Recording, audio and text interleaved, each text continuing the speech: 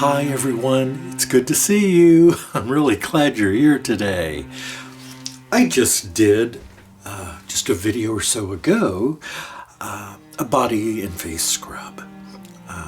And someone asked me if I was going to do my lip scrubs this year. And I was already had this on my agenda. I just had not got around to it. And why do we make or use a lip scrub? Well, for several different reasons. Like the rest of our body, the skin on our lips can become dried or chapped and has dead skin on it. You'll notice this for those of you that wear lipstick. When your lips are dry, the lipstick tends to go into the cracks and not be as smooth and nice looking as perhaps you'd like it to look. In addition, chapped or flaky lips is unattractive and it doesn't feel very good either. So by using a gentle lip scrub prior to moisturizing the lips, hopefully with something like my Be Secret lip balm or whatever kind you may use, can be a great way to clean the palette so that the painting goes on fresh and smooth. I hope that analogy makes sense in this regard. So, of course, I want to make this with the best possible ingredients. You could do it at home. You can use white sugar mixed with just olive oil if you want. That will do a great job. You could even put some honey in there. You can do exactly what I'm doing, slightly modified perhaps. I'm using a raw, fine sugar. This is a little bit finer than what you will find in the grocery store in your granulated sugars. I've got Manuka honey here, which is this really thick. You'll see I can actually turn it upside down. Manuka honey is very thick. And the oil that I'm going to be using is Golden Jojoba oil. Golden Jojoba oil, some people call it jojoba, but whatever you may call jojoba oil, it's not actually an oil. It's actually a wax.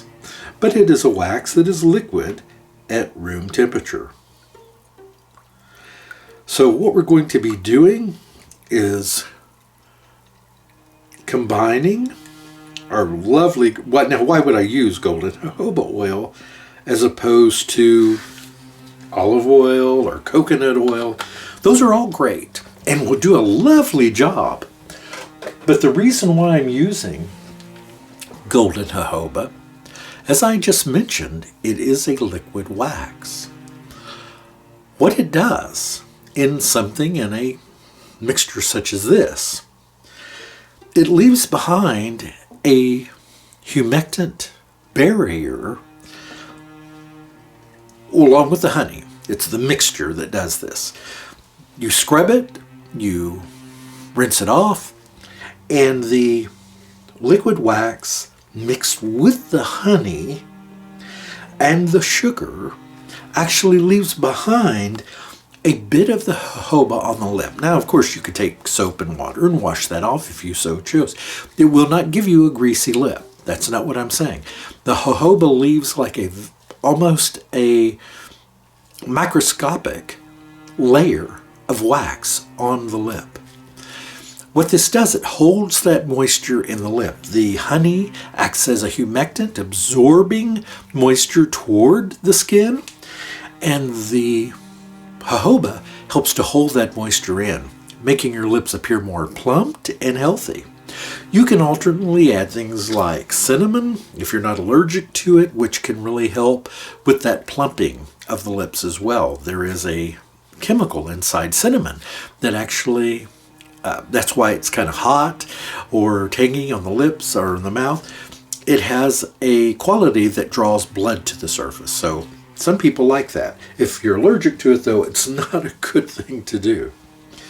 All right, so the first thing I'm going to add in is the honey. Now, honey and oil do not mix. That's okay. Just bear with me. Let's get this added in.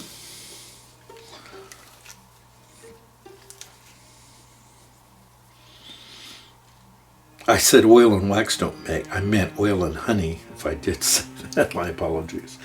Yeah, the honey will just sink to the bottom in most recipes, depending on the temperature in which you're working. That's vitally important. All right. What I mean by that, if you're making lip balms or any kind of oil-based products where you want honey in it, you need to work at colder temperatures, because at warmer temperatures, the honey will sink to the bottom and all you have is a big glob of honey at the bottom. I'm sorry, the Manuka is so very thick. It reminds me similar to like working with resins and things. Not that bad, obviously, and it rinses with water, but I don't want to waste any. As you may already know, Manuka honey is very expensive. Why do I use Manuka instead of just like the wildflower honey that I used in a previous video for the body scrub? Well, the reason is because this is for the lips. I want this to be as rich and healing as possible. Manuka honey, all honey is antibacterial, so I don't want to suggest anything other than that. But Manuka honey is even more powerful than what I can get here locally.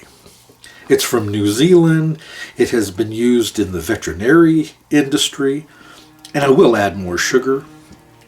Just a moment here. I want this to be a bit thicker. One moment here. Zoom in a tad here so you can see. Isn't that just a lovely golden color? I love the way the golden jojoba and that Manuka honey come together to make this truly a honey scrub. And this fine ground raw sugar is just perfect for this mix.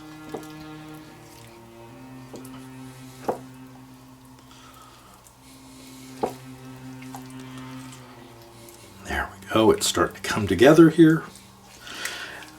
And luckily the sugar will kind of bind together the honey and the oil. So it's not exactly what you would call emulsified by any stretch, but it at least will stay together in a solid. Now I want to add more. I like to add the sugar a little at a time, and this fine sugar does clump a bit. So as I mix it, I break it up, and you could do this like on the countertop or something along those lines. You can do it whatever works for you. I just do it by pressing it against the sides. And there we have our Manuka honey and golden jojoba oil lip scrub. It's really that simple. Something you can do right at home. I, of course, make this available. I want you to have access, so maybe you don't want to go out and buy Manuka honey. Maybe you don't have golden jojoba oil, but you like this mix. Well, I make it available to you. And it's very reasonably priced, considering the price of Manuka honey. I love using Manuka honey. I've used it in scrubs over the last few years. I've used it in soaps. I've used it in lotions and salves. It is just, and it's loved by everyone who uses it. I think it adds just a delicious smell to the scrubs, and in this case, a delicious flavor as well. So there we are. We are now well mixed, and now I get to put this into my containers. All right, we're ready. So I've got my melon baller here. I find this works really well for filling small containers like this.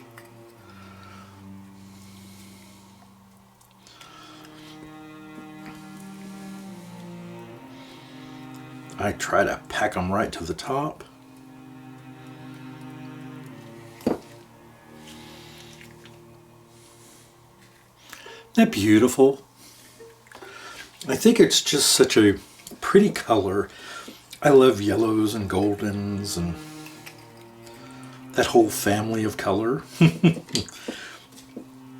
If someone asked me if I had a favorite color, I usually default to something weird like red, because I like red. It is one of my favorite. You know what my problem is? I like Christmas colors so much. The colors of Christmas, the reds of traditional Christmas, I should say, not all Christmas. Obviously, you can have Christmas any color you want, but the golden tones, the reds, the greens, they just make me happy.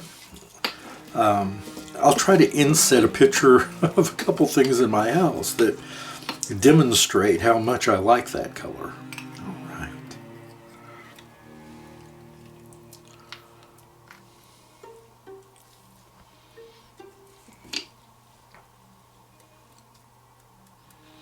That's really all there is to it. This is not a complicated process. I like these small, kind of lucite little things for this. And you may say, oh, Patrick, you're using a one-time use plastic container. Why wouldn't you be using cardboard like you do with your other things? Because of the nature of this with the oil that is not emulsified, it's just mixed in, and the oily nature of the wax, because it is a liquid wax, I find that in the cardboard containers, it does not, it makes it messy. And I've tried several different ways of doing it. In the cardboard, this does not work well. Certain salves do really well.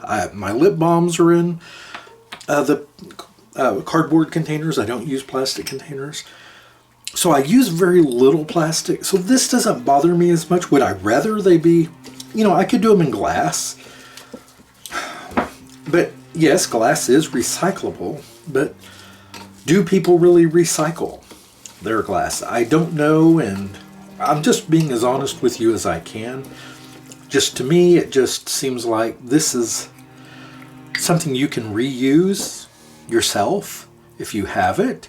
You don't even have to recycle it. Reuse it. You can keep lip gloss in here. When your lipstick gets down to just that little bit at the bottom, break them off and stick them in a little jar like this.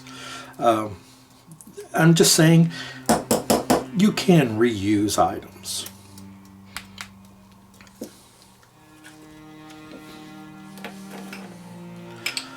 So this is one of my all-time favorites to make. I know it's probably not so fun watching someone put them into the containers like this, but maybe you're like me. Well, hopefully you're not like me, but only in the regard that sometimes I like watching processes more than I like hearing people talk. I have actually muted videos and just watched someone create or pour. That's me. I don't have the opportunity to do very much video watching lately. I wish I did. I have friends, soapers, that I want to watch their videos. If I did this full time, if I was a full-time creator, which maybe someday I will be, I hope that could happen. If I'm ever able to do that, maybe I'll take on a bunch of Patreon subscribers someday, and then I'll be able to, I don't know. At that point, I might consider taking something like this further. But right now, let's be honest. Could I live off what I make selling things? I could. I'd have to change up the life I live right now a bit. But yes, I actually make enough off selling soaps and lotions and things to survive. There are a lot of people that live on less than that. So could it be done? Yes. But right now, I really do. I like the animals. I do go back and forth. I've talked to you all about this, those of you that have been here a while, that I live in the country. I do love the country here. But I would like to live in another place. Hey, our friend Lolly just moved from Pixie Sides. She just moved, has a new farm. I'm so excited for her. That's very cool. And she said she got to take Pixie and all the girls, and they actually have more acreage too. So I'm very happy for them. But yeah, I think about moving. I still think I want to live, the farm life. But I'd love to live somewhere that doesn't have the horrible summers that we have here in Texas. Those take a toll on me. I can handle winter. I can put on sweaters and coats, and I have some beautiful sweaters and coats, and I have scarves and gloves. I have all that stuff. And some of it I bought, even though I didn't need it here in Texas. I just liked it, and I thought someday, I'm serious. But when my partner was alive, that was part of our dream, was to live somewhere like that. And it's still my dream.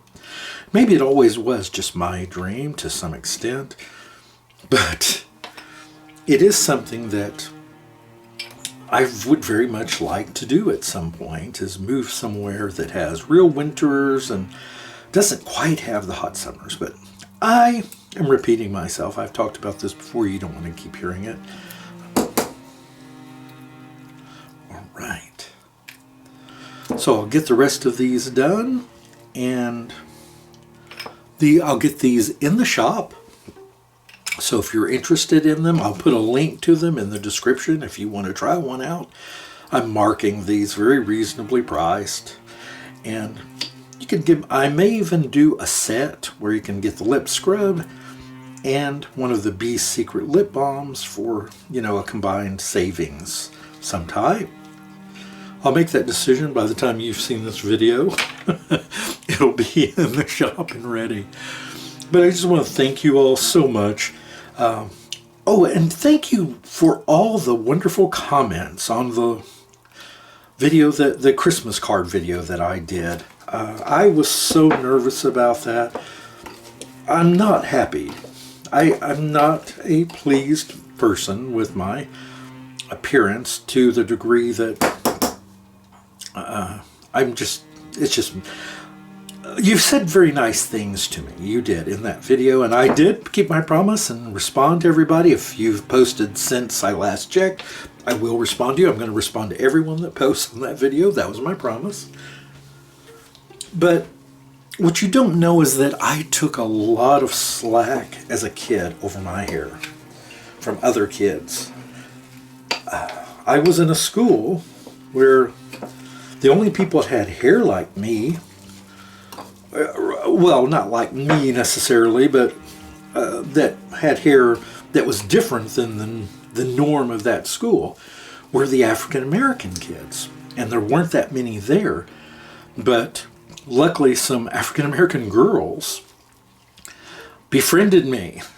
And this was back in grade school, middle school. Maybe that was middle school by then. But they were really kind to me.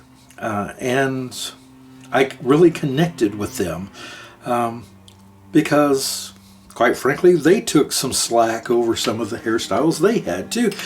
They could understand sort of my dilemma, and they were not having any of it. One of them actually defended me, and keep in mind, we were just kids. And she made a comment to the other kid going, well, something rather cruel, actually. She called him a zit face, which he was, but I wouldn't say that. Not something I ever did do anyway. I'm not going to say I couldn't, but I didn't. But she called him names that he had no right to make fun of other people, basically looking the way he looked. And I won't lie to you and tell you that I didn't take some pleasure from that. I did. And we were friends for many years until I moved away as a kid and moved to another area, to another school. But yeah, so it's taken me a long time to accept. Because even now, if I go out in public, now remember I live in the South, people will make jokes about my hair. I've had people say to me, was that a wig? Do you wear it that way on purpose? Oh, you scared me. These are all things I have heard from people. And this is in my adult life. And these are adults, not kids, saying this. So I've been self-conscious about my curly, frizzy hair. And especially since it's turned gray. When I was younger and it was dark, people didn't comment as much. People would say nice. Usually it was older women that would say nice things about it. But, wow, I'm telling you things I've not told anyone before. Isn't that weird? And so I became self-conscious at a pretty early in life, though, from the comments I had in school, and then later, like I said, even today, people will make comments about my hair, or they'll stare. Or they'll, like I said, they'll ask questions. I've had people ask to touch my hair. Do you know how weird that is? That is just the strangest things. Or I've had people actually, this was over a year ago before COVID, I was in a restaurant, and the waitress, is that a good word? Can we say, the server, not waitress, sorry. The server said, or didn't say anything. She just reached out and touched my hair. Oh, I just wanted to see if it was as soft as it looks. It's just such a weird thing. I would never do that to anyone. I would never touch them at all without, permission. Of course, I wouldn't even ask, because that wouldn't occur to me to reach out and touch someone's hair, whether by permission or not. I don't want to touch hair. It's just an odd thing. I guess if you're in a romantic relationship with someone, or it's your child, you might do that. But anyway, I'm going on and on. So let's get back to what I was talking about. So the kind things you all said really made me feel good. And I just want to thank you for that. That was very sweet of you.